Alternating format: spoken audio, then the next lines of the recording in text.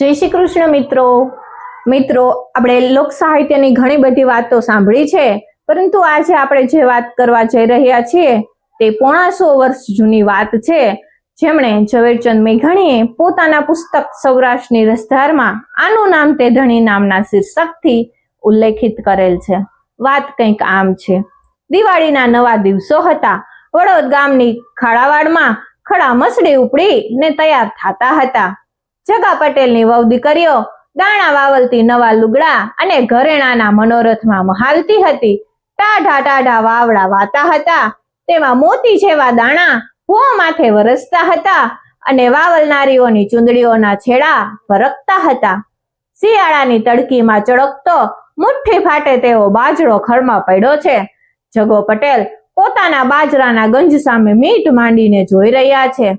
લીલવણી બાજરો એની નજરમાં સમાતો નથી। પ્રભાતને પહોરે એને પાપનો મનસૂબો પડ્યો છે। એ વિચાર કરે છે, ઓહો, મહેનત કરી ને તૂટી ગયા મારા ભાઈઓ। આ બાજરો પાયકો અમારે પરસેવે, અને હવે ઠાલા મફતના દરબાર પોતાના રાજભાગ લઈ જશે। વળી થોડીક વાર થંભી ગયા, બાજરા સામે ટાપી રહ્યા।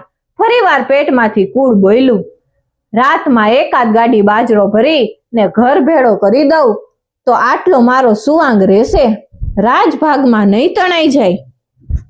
અડધી રાતનો ગજર ભાંગ્યો એટલે પોતાના ભાઈ તથા સાથીને લઈ ને પટેલે ખડામાંથી બાજરાનું ગાડું ભર્યું।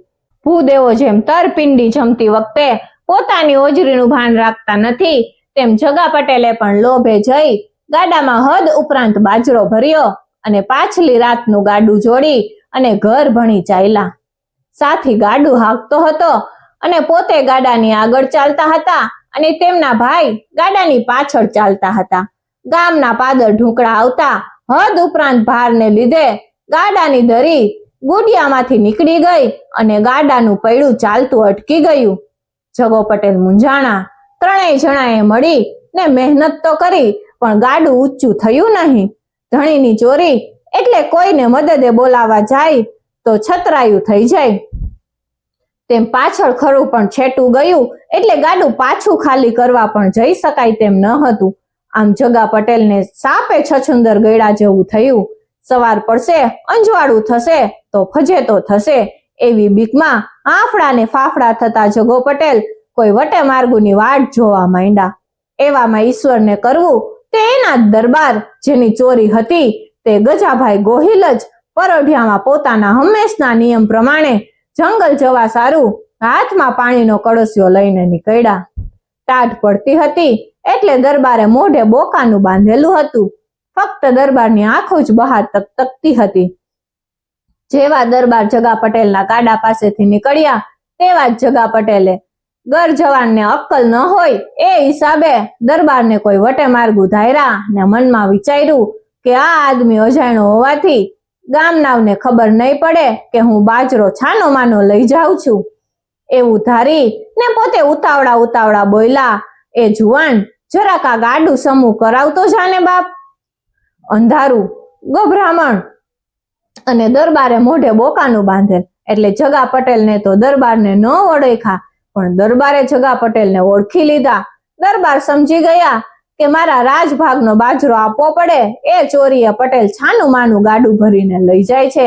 પરંતુ દરબાર વિચાર કર્યો કે હું ઓળખાઈ જઈશ તો જગા પટેલ જેવો માણસ ભોઠો પડશે, શરમાશે, માટે પટેલ પોતાને ન ઓળખે એવી રીતે નીચું જોઈ ગાડાને કેળનો ટેકો દઈ પૈડું ઊંચું કરાવ્યું એટલે પટેલ ધરી નાખી ગાડું ચાલતું કરી રાજી થતા ઘર ભણી હાંકી ગયા। હશે હોય બિચારા રાત દિવસ ટાઢ તડકો વેઠીને મહેનત કરીને કમાઈ અને સારો દાણો ભાડી ને એનું મન કદીક બગડે તોય શું થઈ ગયું, એ પણ આપણી વસ્તી જ છે ને। આમ વિચારતા દરબાર ચાલ્યા ગયા। આ વાત બન્યાને આશરે 6 માસ થયા હશે। દરબારના દરિયાવ દિલમાં ઉપરની વાતનું કાંઈ પણ ઓસાણ નથી। એવા સમયે દરબારમાં મહેમાનો આવેલા। હવાલદાર મહેમાનો માટે ખાટલા ગોદડા લેવા જગા પટેલને ત્યાં ગયો। પટેલે હા ના કરવાથી હવાલદારે જગા પટેલને કંઈક કડવું વચન કીધું એટલે પટેલને રીસ ચડી। પોતે બોલ્યા કે મારે આવા દરબારના ગામમાં રહેવું જ નથી। હવાલદારે પણ તોછડાઈથી કીધું કે ત્યારે સીધ ના પડ્યો છે, તને ક્યાંય બીજા નથી મળતું કે? હાઈલો જાને. એટલે જગા પટેલને પગથી માથા સુધી ઝાડ લાગી ગઈ. દુભાઈને રાતે ગાડામાં ઉચાળા ભર્યા. દરબારને આ વાતની કશી ખબર પણ નથી, પણ વળતે દિવસે સવારે દરબાર ડેલીએ ડાયરો કરીને બેઠા છે ત્યાં જગા પટેલ પોતાના બાળ બચ્ચા રાચર ચીલ્લુ અને ઢોર ઢાખર લઈ ગાડા ભરી ડેલી પાસેથી નીકળ્યા. ગામના માણસો એમને વારવા મનાવા માંડ્યા, પણ પટેલ તો વધારે જોર કરવા માંડ્યા.